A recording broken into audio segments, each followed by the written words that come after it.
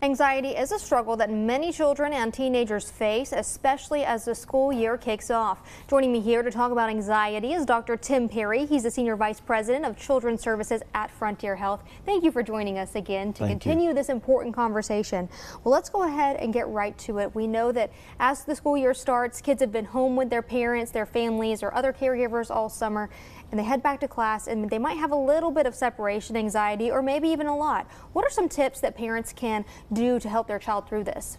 Well, first let me begin by saying that separation anxiety is normal for very young children like infants, because they see their parent and they associate the present with that child, that parent in their life. When that parent's out of their presence, then it frightens them, it scares them. That usually diminishes around age 3 or 4.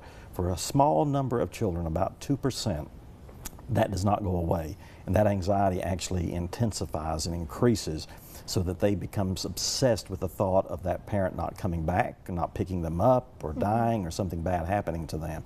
And as that intensity of anxiety increases, it affects their ability to function. If a child's going to school for the first time, it'll affect their ability to actually learn. So it can be very devastating and debilitating for a child to go through that. It's very heart-wrenching for a parent too, as they take that crying toddler to school and have to leave them there, and they want to protect them, and they see the distress in that child's face. Very hard for that parent to leave that child, but that's when it begins to develop into a separation anxiety for those small children. And let's talk a little bit about what this looks like in teenagers as well. Teenagers, usually it comes in the form of social anxiety, what we used to refer to as social phobia. About the mid-teens, 13, 14, 15 years of age is when we start to see that. This anxiety is really about that social awkwardness at an age when peer interactions and peer acceptance and peer reflection is so important in the developmental age of a young person. They start having these fears about social contact with other people, and that fear of actually having some interaction with somebody in a social environment. That can be also very debilitating to the point where it can last into adulthood, and they actually have difficulty being in any kind of social engagement with one-on-one person or in crowds of individuals. Let's talk a little bit about some tips that parents can do to help their kids, and same with the kids, what can they do? As for the separation part, there's 3 P's that I encourage parents for. The first is plan ahead.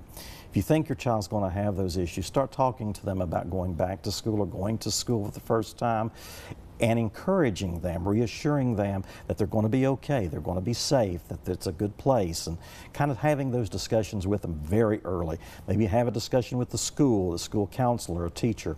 Second part of that is prepare and practice. Actually practice with that child. Maybe do some role plays with them about going through how it would be to say goodbye and separate from them for a short period of time, then come back in contact with them. And then patience.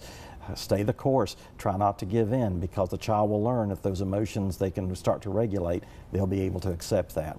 And let's talk a little bit about school phobia or even school refusal syndrome. Let's talk about what it is and what parents can do to combat this. Well, actually about 80% of school refusal for young children is due to separation anxiety. And the other 30 or 40% for young people is due to social anxiety. It's typically, you know, there's lots of different causes that can cause social or anxiety or separation anxiety. For young people in teenage years, it could be something bad experience, like they were bullied at school, or they were intimidated at school, or they were embarrassed in a social environment. And one of the things I think is important for a parent to understand is encouragement. Have open discussions with the child. Encourage them to go to school, not to give in to them, but open discussions with them. And do it in small segments. Instead of just saying, here you're at school, you're going to be staying there, this is it. Having some small times that they can kind of go to the school, get acquainted with the school, discuss about how they're going to deal with the fears that come over them, who they can talk to, who's at school that they can go to. As they get a little bit older, maybe get out and do some social activities with someone they trust, a friend that they can do small time frames of some kind of social action with.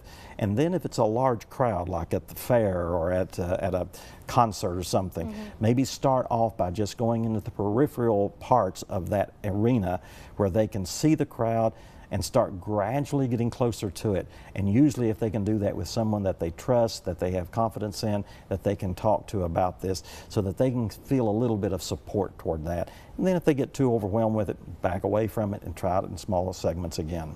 Well, Dr. Perry, thank you so much for all of these tips and always a great conversation. Such important work that you do. Thank you. But if you would like to call Frontier Health, you can do so by calling that number on your screen, 423-232-2600. We also have Frontier's address listed right there for you on that screen.